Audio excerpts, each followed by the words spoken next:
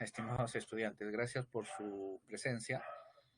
Vamos a iniciar entonces la reunión para desarrollar la semana 2 del curso de literatura.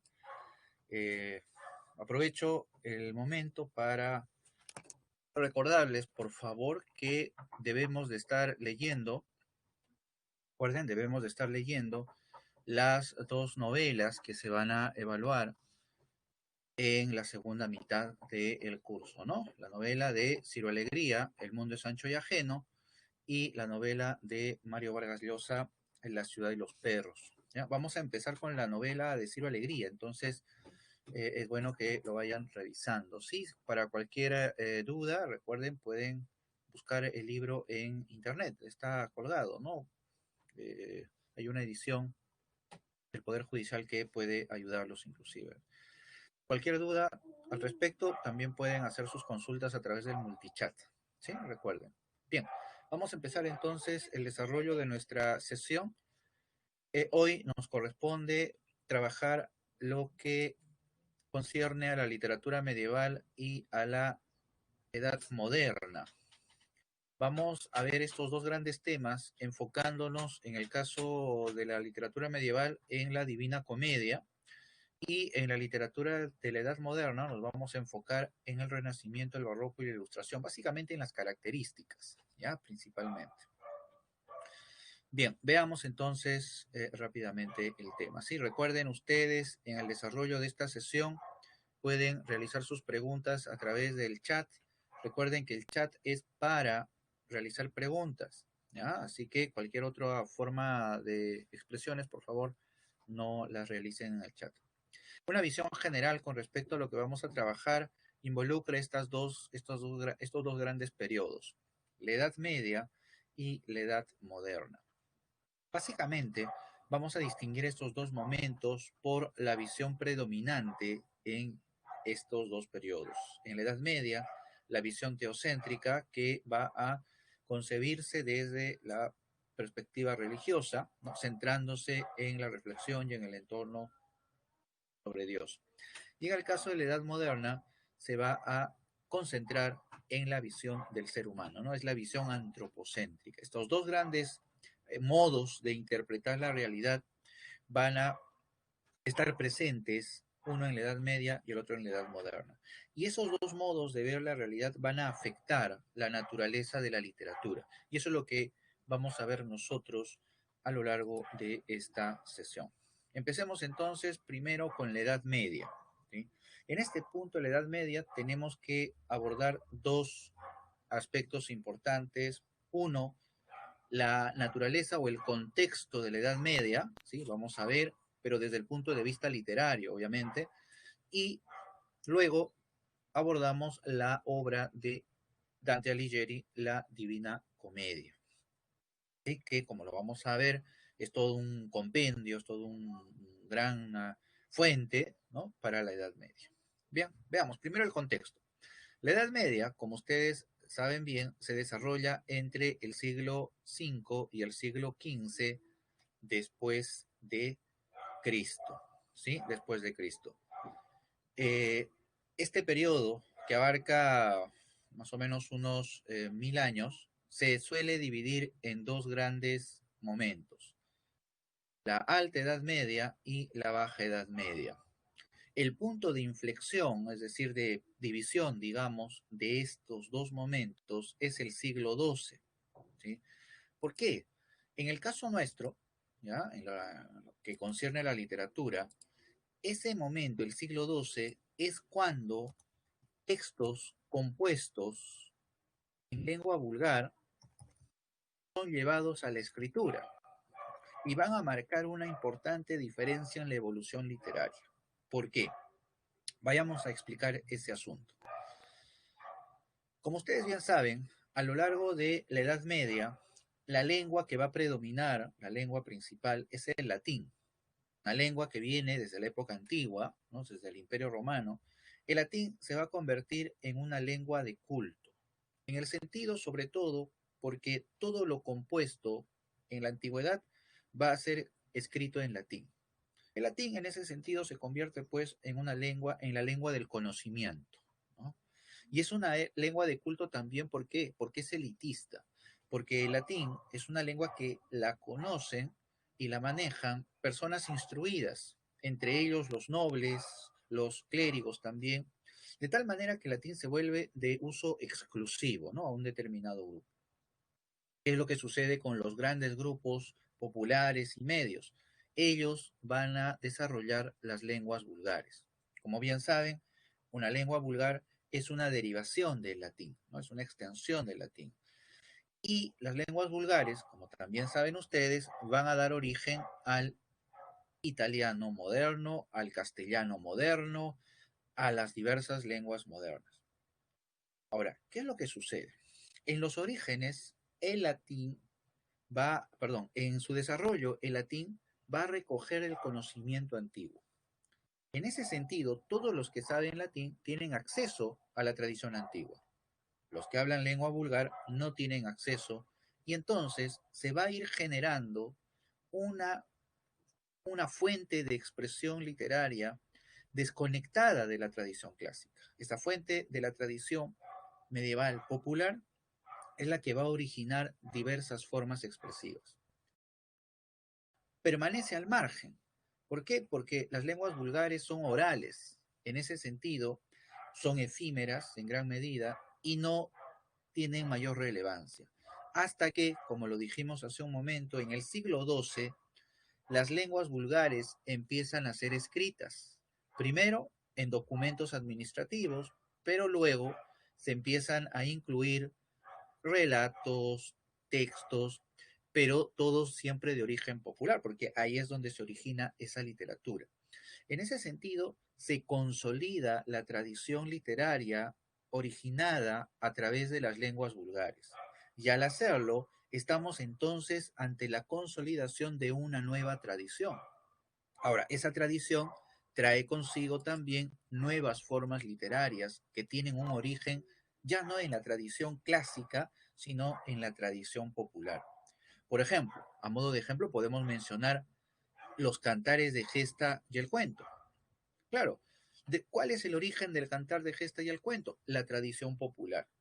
El juglar, este personaje relevante de la Edad Media, el juglar que era el intérprete de los cantares de gesta, el difusor de los cantares de gesta, ¿de dónde componía esos cantares? El juglar no se las inventaba, no lo creaba de su imaginación, sino que recogía romances, cantos, etcétera, y a partir de esos fragmentos, él compone el poema. Entonces, ¿cuál es el origen de un cantar de gesta? La tradición popular, ¿sí? Y en ese sentido, los cantares de gesta tienen su raíz en ese ámbito de la lengua vulgar, ¿sí? Eh, Harold dice, no era un tipo de poema medieval. El cantar de gesta es un poema, por supuesto, es un poema que pertenece al género épico, ¿sí? Pero, repito, está formado a partir de tomar diversos elementos, o sea, no es que el juglar lo componga por su imaginación y creatividad, como lo hacen, entre comillas, los autores modernos en tal caso. Bien, ahora, eh, igual sucede con el cuento, ¿no? ¿De dónde viene el cuento? El cuento viene de la tradición popular. ¿Recuerdan ustedes, por ejemplo, sin duda lo recuerdan a esta obra de Giovanni Boccaccio, El Decamerón? El Decamerón es una historia donde nos cuenta, ¿no? Donde nos cuenta la peste negra, ¿no? En Florencia, los jóvenes que se esconden y que van a pasar este tiempo relatando historias. Esas historias, las 100 historias que están en el Decamerón, no se las inventó Giovanni Boccaccio, él las recoge de la tradición oral y popular y él la lleva a la escritura y le da una forma literaria. Entonces, ahí está el salto de esa tradición popular que tiene un origen colectivo y se inserta en una forma literaria escrita. Y el cuento, hoy en día, por ejemplo, es una de las especies literarias más importantes de la literatura. El cantar de gesta también se convierte en un elemento importante. ¿Por qué? Porque es el punto desde el cual se va a iniciar la evolución hacia la novela moderna. Entonces, si vemos en conjunto la imagen que les estoy planteando aquí, vemos que se están sentando las bases de la literatura moderna. ¿Y de dónde surgen esas bases? precisamente de la evolución de las lenguas vulgares, de una tradición popular que se consolida con la escritura. ¿Sí? Ese es el gran contexto de la Edad Media, en el caso de la literatura, repito. Con respecto a la lírica provenzal, ¿no? Ahí preguntan en el chat. La lírica provenzal es también conocida como la lírica o la poesía trovadoresca. Se le llama así porque ahí se presenta un personaje muy importante llamado el trovador. El trovador es un personaje que recita composiciones amorosas.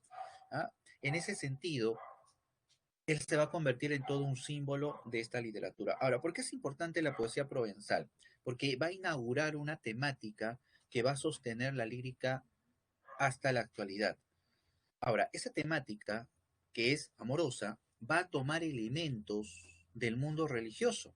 Claro, también toma elementos de la sociedad feudal, ¿no? La imagen del señor y el vasallo, pero también toma elementos, repito, del discurso religioso, produciendo un fenómeno de secularización de la religión en la literatura. Es decir, toma estos modelos religiosos y los va a emplear como recursos para expresar esta temática amorosa, para expresar estos, inclusive temas carnales, inclusive. De ahí es donde surge uno de los famosos tópicos, de la literatura moderna, la amada angelical, la dona angelicata de Dante, ¿no?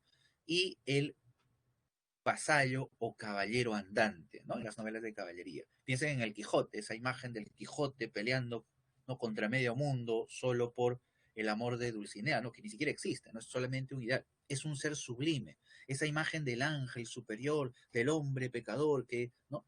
Esa es una imagen que proviene del discurso religioso, pero que es tomado y se va a construir este tópico que hasta hoy en día ustedes lo pueden reconocer en muchos elementos, ¿no? Ahí ustedes están mencionando, por ejemplo, a Dante, claro, es la relación de Dante y Beatriz, del Quijote con Dulcinea, de Romeo y Julieta, de Carlota y Werther, etcétera, etcétera, etcétera. ¿Sí? Muy bien. Veamos entonces ahora, este es el contexto general que deseaba plantearles, ¿no? Y el proceso de evolución a través del cual se va a gestar una tradición que va a ser la base de la literatura moderna, ¿sí? Muy bien. Sigamos adelante y vayamos entonces ahora al siguiente punto, ¿sí? Dante Alighieri. El tema que nos interesa trabajar con Dante Alighieri es la Divina Comedia, pero tenemos que destacar algunos aspectos importantes. Dante Alighieri, recordarán ustedes, está en las postrimerías de la Edad Media. Su obra también la va a escribir él en su etapa ya de vejez. Y en ese sentido, la Divina Comedia se va a convertir en una especie de compendio de ese mundo medieval, ¿no? Es una especie de resumen, de mirada completa de ese mundo medieval. Ahora, también hay que tener en cuenta que Dante Alighieri escribe la Divina Comedia, si bien desde una perspectiva religiosa, también se involucran sus pensamientos políticos. Recordarán ustedes que Dante Alighieri fue un duro crítico, ¿sí?, de esa forma de gobierno en la iglesia, ¿no?, donde se mezclaban elementos religiosos y políticos, ¿no? Vayamos a ver entonces ahora la Divina Comedia, ¿sí? A ver, con respecto a la Divina Comedia, lo que nos interesa es trabajar los aspectos generales, ¿sí? Vamos a ver primero la estrategia, la estructura de la Divina Comedia y luego vamos a trabajar lo que corresponde a el infierno, básicamente, ya que es la parte, digamos, más importante de la Divina Comedia, ¿sí? Muy bien. Primero, la Divina Comedia destaca dos rasgos esenciales. Uno, el carácter épico del poema, ¿ya?, y el carácter alegórico. La obra tiene un carácter épico. ¿Por qué? Porque la obra nos presenta una narración. Es la aventura del personaje de Dante recorriendo, pues, los mundos de ultratumba, ¿no? El infierno, el purgatorio y el paraíso. Y alegórico, ¿por qué? Por el lenguaje que emplea. Estas dos características marcan a la Divina Comedia como una obra de difícil precisión en un género, es decir, no podemos calificarla de obra épica o de obra lírica, ¿no? Porque tiene, digamos, los dos pies en cada género, ¿no? Uno por el carácter narrativo y el otro por el lenguaje altamente figurativo, simbólico, alegórico que emplea. Tal vez para entender la estructura de la Divina Comedia hay que partir de su objetivo. ¿Qué es lo que buscaba Dante con la Divina Comedia? Recuerden, el mundo de Dante es un mundo de corrupción, ¿sí? Sobre todo en la iglesia, que Dante va a enfrentar.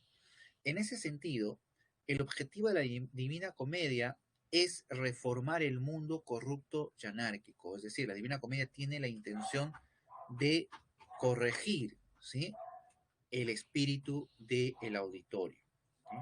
Para ello, para ese objetivo, la Divina Comedia va a emplear, vamos a resumirlo en tres estrategias, ¿sí? Va a emplear tres estrategias para alcanzar ese objetivo. El primero es impactar en el lector, ¿sí? Impactar en el lector. ¿Se refiere a qué? A conmover al auditorio, ¿sí? Dante pretende despertar el miedo en el lector o en el auditorio para generar así la reflexión que lo lleve a corregir el camino. De ahí que el infierno, la primera parte, sea el más importante. Porque, ¿qué se muestra en el infierno? No solamente el conocimiento de los pecados, sino sobre todo los castigos. Las imágenes de los castigos de Dante en el infierno son terribles. Ojo, terribles, y recuerden que el auditorio, el receptor de Dante en la Edad Media, es un hombre cuya mente está infestada de creencias, de supersticiones. En ese sentido, las imágenes de Dante en el infierno eran una profecía para el pecador, es decir, eso te va a pasar. El temor te llevará y procura llevar a la conversión, ¿no?, del personaje, ¿no?, es decir, del auditorio, es decir, a corregir su camino. Esa es la estrategia central de la obra. De ahí que, repito, el infierno sea lo más importante. De ahí también el orden que tiene el viaje de Dante. Recuerden, Dante empieza en el infierno, el purgatorio y el paraíso, que es toda una secuencia, ¿sí?, de reflexión del propio individuo, ¿no? Es decir, empieza reconociendo los pecados, los castigos, luego viene la purga, ¿no?, la limpieza, y luego viene ya el camino en el paraíso, ¿no?, la contemplación del amor de Dios. Entonces, ese es el proyecto y el objetivo, la estrategia que usa Dante, repito, para alcanzar ese objetivo. La otra estrategia de Dante es el empleo del toscano. La idea es muy sencilla. El público al cual se dirige Dante es un público medio y popular. En ese sentido, es un público que no conoce el latín. Toda obra debía de ser compuesta en latín, bien, pero esa lengua solo la dominan la gente instruida, la nobleza y el clero. Por lo tanto, Dante ve necesario componer la obra en toscano, ¿sí?, en toscano. El toscano es una lengua vulgar. Dante tiene una obra titulada De la lengua vulgar, en la cual él realiza un estudio en torno a todas las lenguas vulgares que existían en la época de Dante en la península itálica. Y él llega a la conclusión de que el toscano, de entre todas esas lenguas vulgares, es la más adecuada para el discurso literario. Y es por eso que le da esa cabida. Y eso es lo que va a dar un gran paso para que el toscano más adelante se consolide y luego, como bien lo comentan en el chat, va a derivar en el italiano moderno. El toscano, ¿ya? El toscano es un antecedente del italiano, ¿verdad? No lo tomen como sinónimos absolutos, ¿ya? El toscano es una evolución que va luego a consolidarse en el italiano, ¿ya? Es parte de eso. Bien, pero a veces de modo general se suele decir Dante lo escribió en italiano, ¿sí? Bueno, porque el toscano, repito, es la piedra angular del cual se va a formar el italiano moderno, eso sí, ¿no? Muy bien. Luego, la otra estrategia que usa Dante es la alegoría, que también es un recurso que va a emplear para lograr su objetivo. Y ahí es donde tenemos que tener en cuenta al público al cual se dirige Dante. Repito, el público de Dante es un público que habla en lengua vulgar y es un público no instruido, ¿no? Y tengamos en cuenta que Dante va a hablar de temas complejísimos como conceptos como el pecado, la reconciliación. En ese sentido, Dante debe de emplear un lenguaje que permita la expresión sencilla, esquemática de conceptos complejos. Ahí es donde interviene la alegoría. ¿Qué es la alegoría? Es un lenguaje que emplea símbolos para expresar conceptos. Es un lenguaje simbólico, figurativo, para expresar conceptos.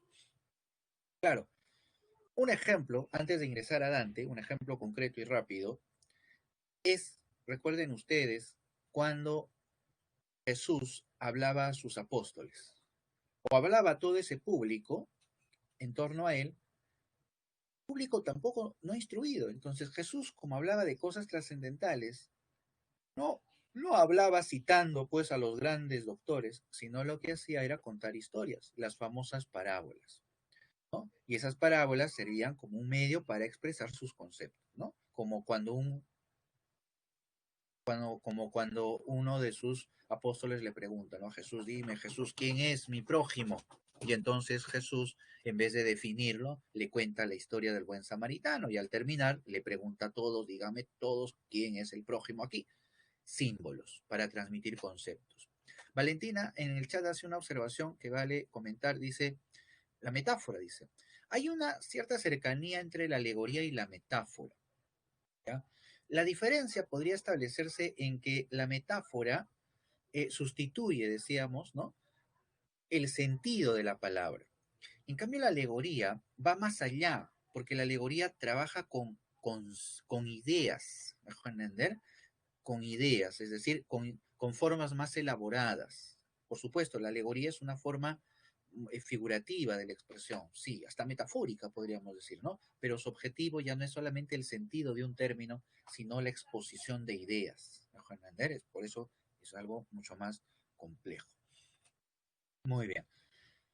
Veamos, entonces, estas son las características, digamos, generales de la estrategia de la Divina Comedia. En el chat hacen alusión a el número 3, ¿sí? Justo de eso vamos a hablar ahora. La estructura de la Divina Comedia. Ustedes saben bien, perfectos, estamos repasando, por eso vamos a mencionarlo, que la Divina Comedia se divide en tres grandes momentos. El infierno, ¿sí? El infierno, el purgatorio y el paraíso. Muy bien. También saben muy bien ustedes que cada uno de esos grandes momentos se divide a su vez en 33 cantos. Y cada uno de esos cantos, también sin duda ustedes lo saben bien, hay que recordarlo, pero se compone cada uno de esos cantos en una estrofa denominada terceto, como el que ustedes pueden ver acá. Acá ustedes pueden observar el inicio del canto inicial, del canto primero de la Divina Comedia. Tienen acá en la lengua original, ¿sí? Y tienen acá en el castellano, ¿no? Correcto. El terceto. El terceto es un tipo de estrofa compuesto por tres versos en decasílabos. Un verso en decasílabo es un verso que tiene 11 sílabas, ¿no? Muy bien. En ese sentido, empieza a destacarse un factor importante, el número 3. El número 3 que no solamente está presente aquí, sino también está presente a lo largo de la historia que se nos narra. Recuerden, Dante, como dice los primeros versos aquí, ¿no? A mitad del camino de la vida, yo me encontraba, dice Dante, en una selva oscura, con la senda derecha ya perdida. Lo que estamos viendo aquí es la alusión a la edad de Cristo, ¿no? Que también nos refiere el número 3, los 30. Dante va a ser asaltado, recordarán ustedes, por tres fieras en medio de la selva oscura. Aparece Virgilio y Virgilio es enviado a rescatar a Dante por tres mujeres, la Virgen María, Beatriz y Santa Lucía. Dante y Virgilio ingresan al infierno y en la puerta del infierno está el guardián, un ser con 3 cabezas. Y así, sucesivamente vamos a ir viendo cómo el número 3 va a estar presente. El número 3 es el número tal vez simbólico más importante de la Divina Comedia porque alude a uno de los conceptos medulares, ¿sí?, del pensamiento cristiano, que es la Trinidad. Pero la Trinidad, recuerden ustedes, es un concepto que alude a 3 manifestaciones de un solo ser. La Trinidad en el fondo habla de la unidad que se manifiesta a través de 3 seres, Padre, Hijo, Espíritu Santo. Esa idea de la unidad también está expresada a través de la estructura de la Divina Comedia, porque como ustedes saben, la Divina Comedia no tiene 99 cantos, sino tiene 100 cantos. ¿Por qué? Porque hay un canto introductorio al inicio, ¿sí? Un canto que antecede a la entrada de Dante al infierno. Muy bien.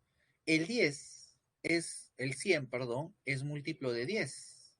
El 10 en la simbología medieval, recuerden, Dante trabaja mucho con los símbolos, el 10 representa la perfección. ¿Y cuál es el símbolo de la perfección? Lo repito aquí, el 1. La Trinidad habla de la unidad que se manifiesta por 3 seres. Dante nos habla también aquí a través de la estructura del concepto de la unidad de la Trinidad. Muy bien.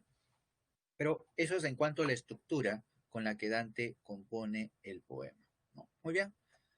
Veamos, seguimos con este tema de la alegoría de Dante, importante, es uno de los rasgos centrales, y nos vamos al infierno.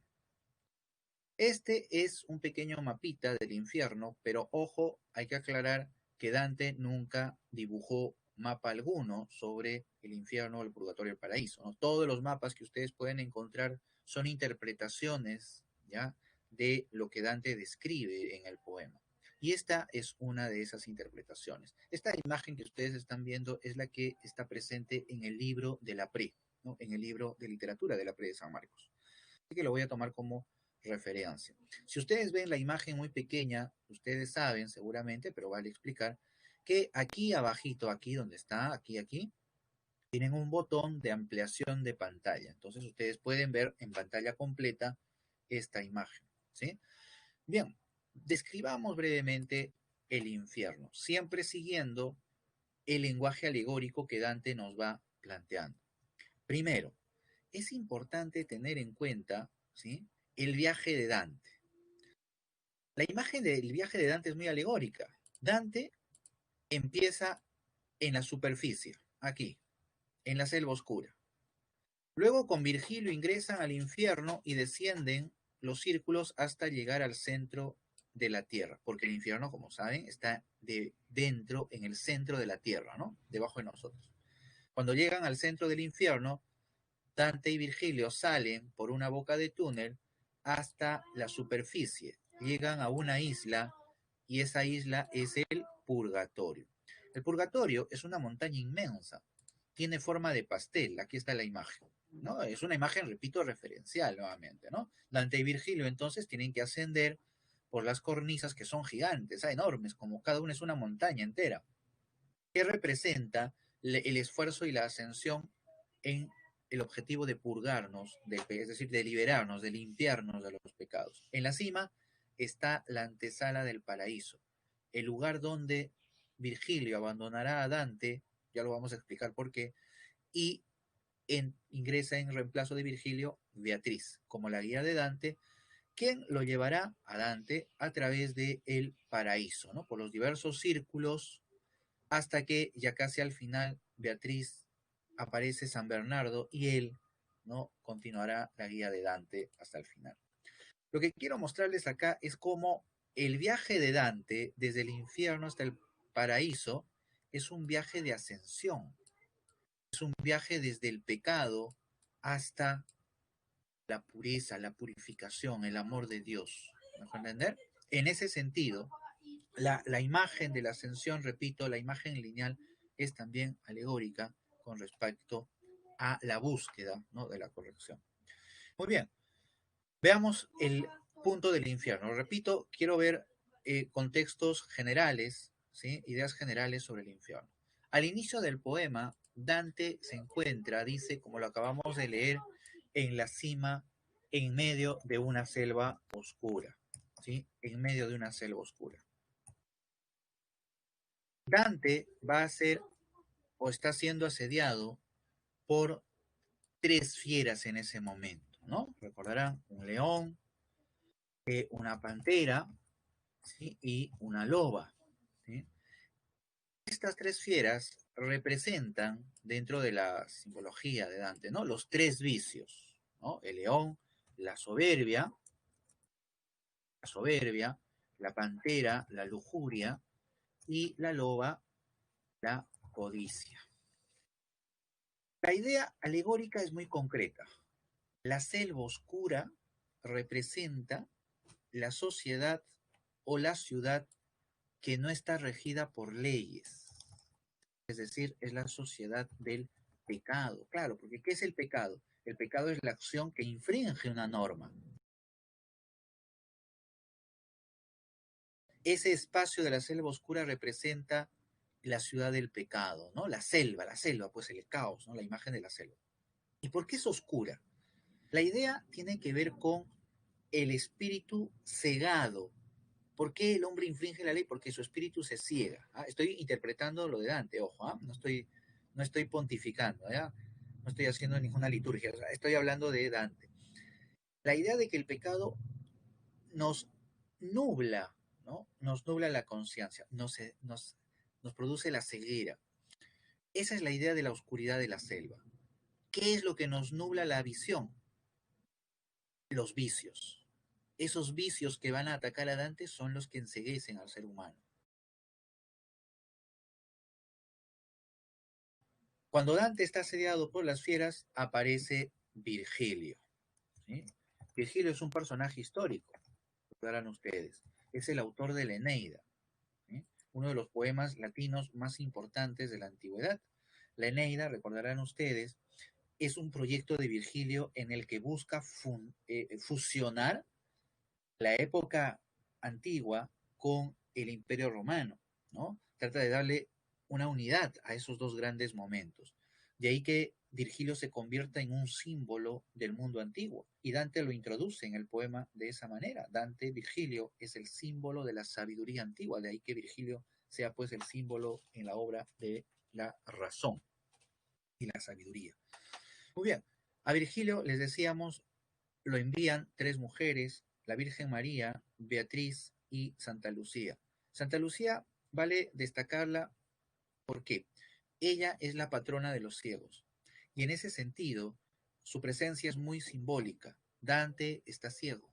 Dante ha perdido el camino correcto y por lo tanto, Virgilio lo va a llevar hacia la luz, hacia el camino correcto, ¿no?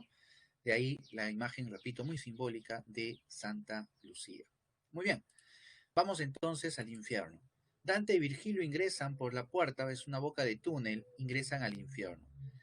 Atraviesan el río Aqueronte, que es el río de los muertos, y llegan al primero de los círculos, que es el limbo.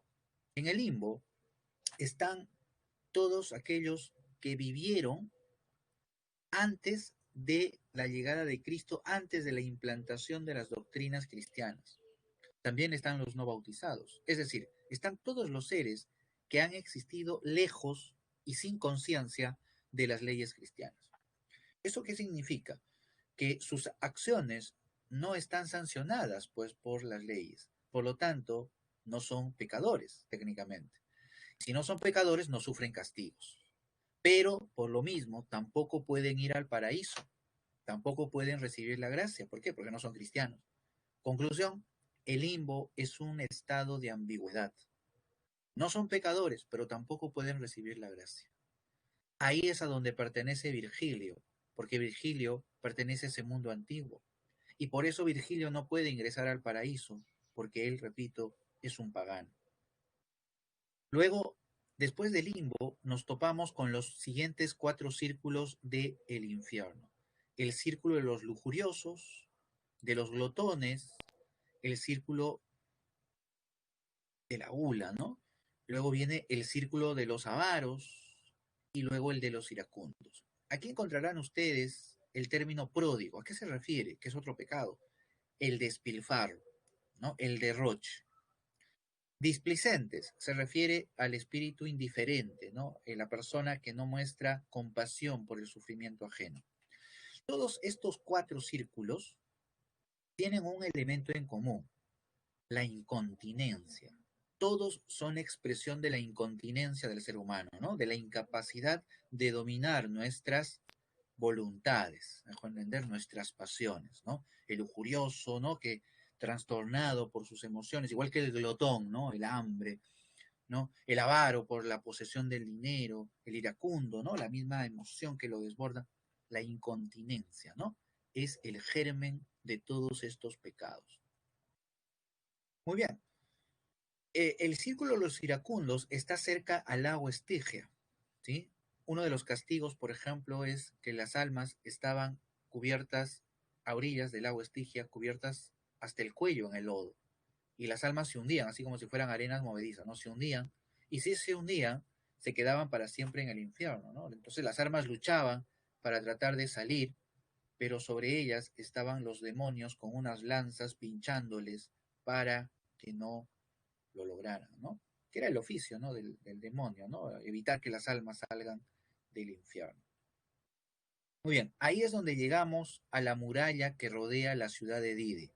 Esa muralla divide el alto infierno del bajo infierno. En el alto infierno tenemos los cinco primeros círculos y en el bajo infierno los últimos cuatro círculos. Dentro tenemos el círculo de los herejes, que están ahí todos los que han violado las doctrinas. Luego está el círculo de los violentos, todos aquellos quienes atentan, ¿no? Contra sí mismos, contra los otros. Y también está el círculo de los malévolos, que a su vez se divide en varias fosas. Y llegamos al último de los círculos, el círculo de los traidores. Muy bien, esta disposición que ha realizado Dante de los diversos pecados tiene también un sentido alegórico. Los círculos se ordenan según la gravedad de la falta. En ese sentido, podemos concluir que el menor de todos los pecados, es más, casi ni siquiera es pecado, es pues, están en el limbo. En cambio, el peor de los pecados es el último, el de los traidores. ¿Sí? Alegórico. Cuando ingresan, por ejemplo, a este último círculo, Virgilio y Dante se quedan sorprendidos porque ven una bóveda hecha de hielo. El centro del infierno es de hielo, el corazón del infierno es de hielo. Es alegórico también. El traidor. El traidor es un ser sin sentimientos, sin humanidad, sin corazón. Es alegórico. Al medio de ese círculo, cubierto hasta la cintura, está Lucifer, con sus tres cabezas, ¿no? Otra vez el número 3. Tengan en cuenta también que los 9 círculos es también un múltiplo de 3, así que la estructura del número 3 está, repito, presente siempre, ¿no? Cuando Dante observa a Lucifer, le dice, tú eres el centro y gravedad de todo el universo, le dice. Esa frase connota también una imagen alegórica muy importante. ¿Por qué? Síganme con esta idea. Este es Satanás, acá el círculo, ya está Lucifer. Resulta que Lucifer está en medio del círculo de los traidores. Y resulta que el círculo de los traidores está en medio del infierno. Y como ya lo han visto, el infierno está en medio de la tierra. Y como ustedes saben bien, la tierra en la Edad Media era considerada el centro del universo. ¿Eso qué quiere decir? Que la imagen que nos plantea es la de Lucifer siendo el eje sobre el cual gira todo el universo, planetas, estrellas. El motivo es Lucifer. Ahí tenemos una imagen alegórica muy potente, porque Dante a través de este símbolo está expresando una idea que es una crítica contra la sociedad de la época. Dante, al igual como el universo del infierno, la sociedad gira. Todo lo que los hombres realizan, giran, nacen, solo tienen una motivación, un solo eje, y ese eje es el mal. Tal es la idea que Dante lanza como crítica a la sociedad, tal es la imagen que Dante emplea alegóricamente para hacerlo. ¿Sí? Entonces, lo que acabamos de realizar es una pequeña explicación de la naturaleza del infierno de Dante con la intención, repito, de ver la naturaleza alegórica del infierno, ¿no? Eso es siempre muy importante. Muy bien. Cabe terminar simplemente con la alusión a estos tres personajes, ¿no? De los cuales uno de ellos es Virgilio, Dante y Beatriz. A ver, voy a pedir por favor, voy a tomarme 30 segundos rapidísimos, por favor, el chat deben de usarlo para formular preguntas. Si estuviéramos en un aula presencial, al escribir en el chat ideas que no tienen nada que ver con lo que estamos trabajando, estarían ustedes hablando en clase, entonces producen bulla. Igual sucede en el chat, ¿ya? Chat es para preguntas que ustedes tengan con respecto a los temas, etc. Si infringen esa norma, yo tengo la potestad de echarlos de este aula. Y es tan fácil, ni siquiera tengo que decir, salga, simplemente presiono un botón y salen disparados. Así que, por favor, usen el chat, no solamente para este curso, sino para cualquier otro, úsenlo de forma responsable, ¿sí? Este no es un video de YouTube, ¿ya? Para sus profesores, esta es una clase y para ustedes también, ¿ya? Así que, por favor, no quiero ver más comentarios ni ideas que no tienen nada que ver con el curso en el chat. Muy bien, cierro mi comentario y seguimos nuestro desarrollo. Mencionaba a ustedes a estos tres personajes importantísimos que forman parte de la Divina Comedia. Virgilio, Dante y el tercer personaje clave, lo voy a poner por acá, es Beatriz. Cada uno de estos tres personajes representa una idea clave. Beatriz, como ustedes saben, representa la gracia, la fe, y Virgilio representa la sabiduría, lo habíamos dicho. Dante, en ese contexto, representa el alma pecador, es decir, el hombre pecador. Lo que nos está planteando claramente estos tres personajes es lo siguiente. El hombre pecador que busca el camino correcto debe tener dos virtudes que lo guíen en ese camino. La sabiduría, la razón y la fe, ¿no? Con eso Dante nos está instruyendo, ¿no? Sobre la naturaleza del ser humano y también sobre el camino correcto que debe de adoptar, ¿sí? Muy bien, eso era lo que quería señalar sobre el infierno. He incidido sobre el aspecto central de la Divina Comedia, que es el uso de la alegoría, ¿sí? Muy bien, si tienen ustedes alguna pregunta, ahora sí pueden escribir en el chat las preguntas necesarias o los comentarios pertinentes, ¿sí? Muy bien, entonces seguimos nuestro camino. Vamos entonces a cerrar la etapa de la literatura medieval y de la Divina Comedia y nos vamos ahora a trabajar brevemente la Edad Moderna. Brevemente digo porque es meramente contextual. En el temario anterior aquí correspondía Romeo y Julieta, ¿sí? Pero Mario se ha modificado y entonces solamente vamos a brindar ahora un panorama incidiendo en las características, ¿ya? Es decir, la Edad Moderna desde la perspectiva de la literatura, ¿ya? ¿Cuáles son sus rasgos principales? Para empezar, debemos de recordar que el rasgo que va a distinguir la Edad Moderna es lo que señalábamos hace un momento, el antropocentrismo. Tiene que ver con la conciencia del hombre como centro del conocimiento, ¿no? Como la búsqueda del conocimiento. Correcto, Ray, muy bien tu pregunta.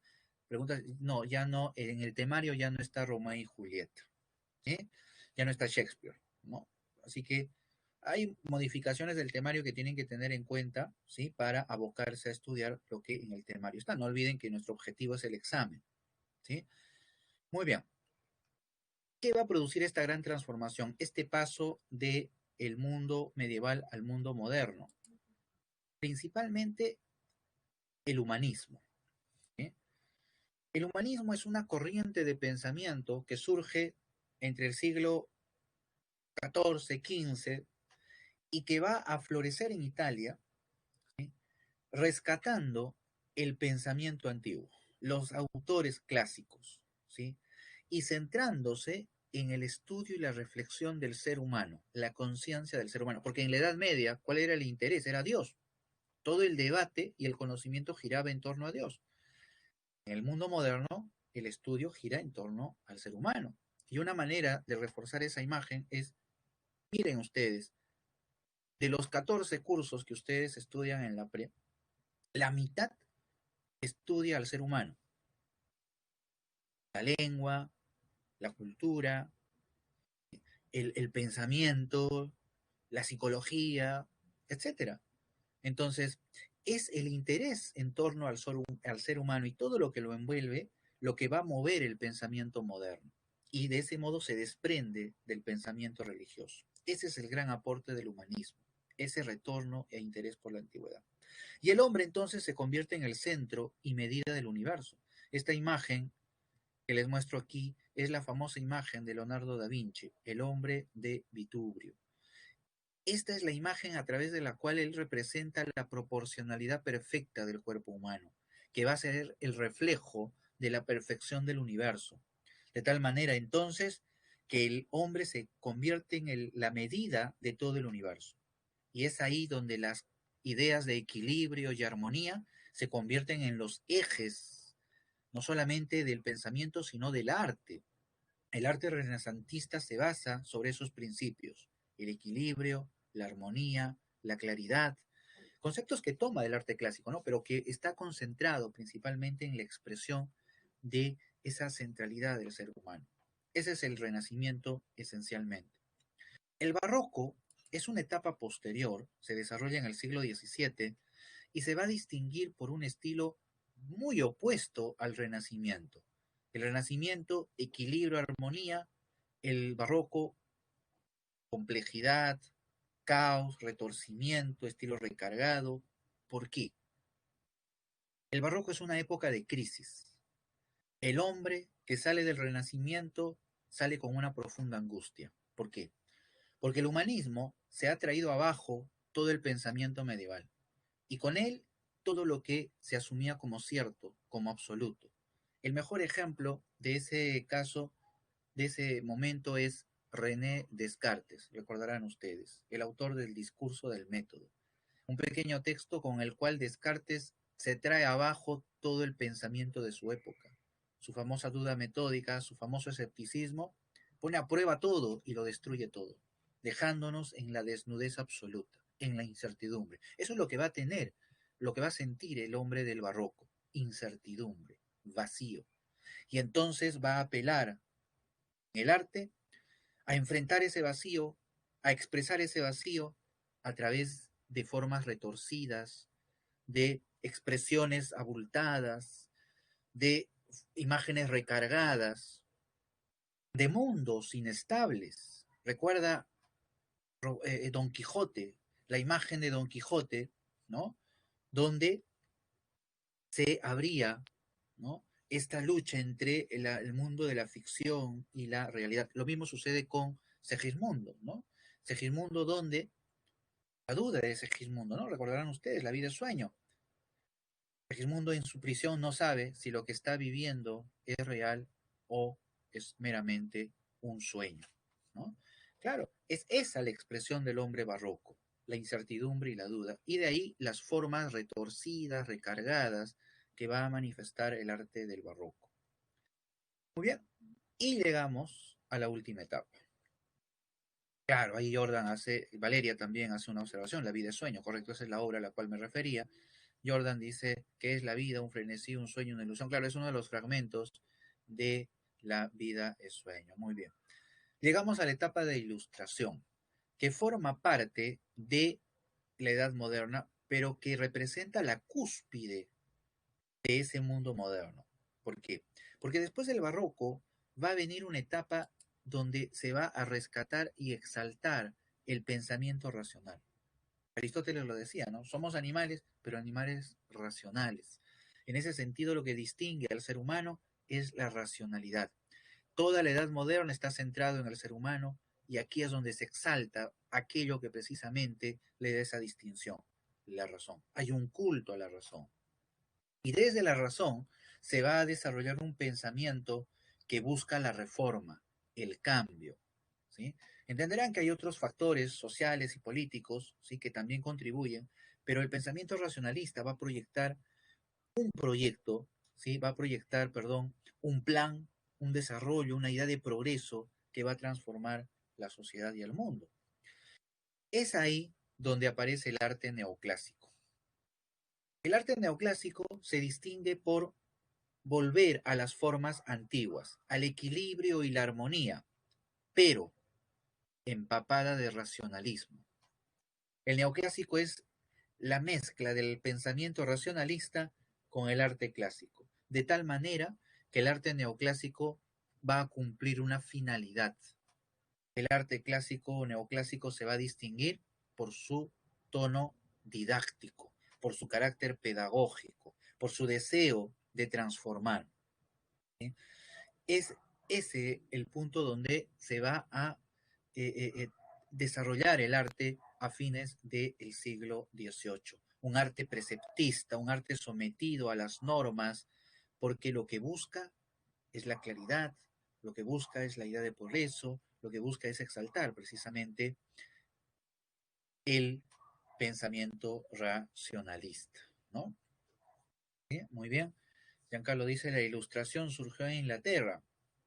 Eh, sí, pero va a tener, digamos, digamos, su mayor presencia, sobre todo en Francia, ¿no? Sobre todo los franceses van a desarrollar estos grandes proyectos racionalistas de fines del siglo XVIII, ¿no? Prácticamente somos herederos de de ese pensamiento, ¿no? Vamos a ver eso en la siguiente clase porque en la siguiente clase hablaremos del romanticismo, ¿no? Y ahí el romanticismo que inaugura nuestra era contemporánea, va a, va a aparecer como una reacción contra ese periodo del siglo de las luces, contra ese periodo racionalista, etc. Pero bueno, con esto entonces concluimos nuestra visión general sobre la Edad Moderna, destacando esa evolución del humanismo hasta el racionalismo que lleva pues a la cúspide el pensamiento del ser humano y que se va a ver reflejado en un arte pragmático, es decir, en un arte que si bien toma modelos clásicos, va a buscar, ¿no?, transformar al ser humano, ¿no?, desde una perspectiva didáctica y por supuesto racionalista. Muy bien, con esto concluimos la sesión de hoy. Solo queda mostrarles a ustedes las claves de la semana y también de recibir alguna pregunta que surja en el chat con respecto a lo que se ha desarrollado.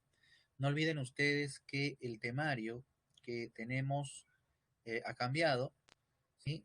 Entonces hay algunas obras que han salido, hay otras que se mantienen. Mi consejo es que por favor revisen ustedes siempre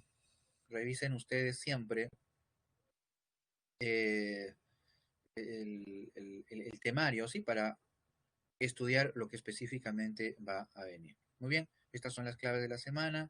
Desarrollen las preguntas, por favor. La idea de los ejercicios, de las preguntas, no es tener la clave, ¿no?, como si fuera tener un billete. No, las claves nos ayudan, pero lo importante de las preguntas del cuadernillo es que ustedes las desarrollen, ¿sí? Y luego verifiquen, por supuesto, con las claves, ¿no? Pero lo importante es que las desarrollen en primer lugar. Muy bien. Por último, tengo que terminar con la encuesta, ¿sí?, que ustedes conocen bien. Así que les voy a plantear la encuesta para que inicien. Muy bien, a ver, recuerden que la encuesta es importante porque nos ayuda a todos a poder recibir una retroalimentación que luego contribuye pues eh, con la clase, ¿sí? Eso es lo importante, ¿sí? Muy bien. Gracias entonces a todos ustedes y voy a dar por concluida esta sesión. Recuerden que esta sesión está grabada, así que la pueden volver a ver. Esa es la gran ventaja que tenemos, ¿no? Siempre hay que ver las cosas de modo positivo, ¿no? Muy bien, les agradezco entonces a todos ustedes y recuerden el multichat, cualquier duda a través del multichat. Muy bien, voy a dejar de grabar y nos estamos viendo pues la siguiente.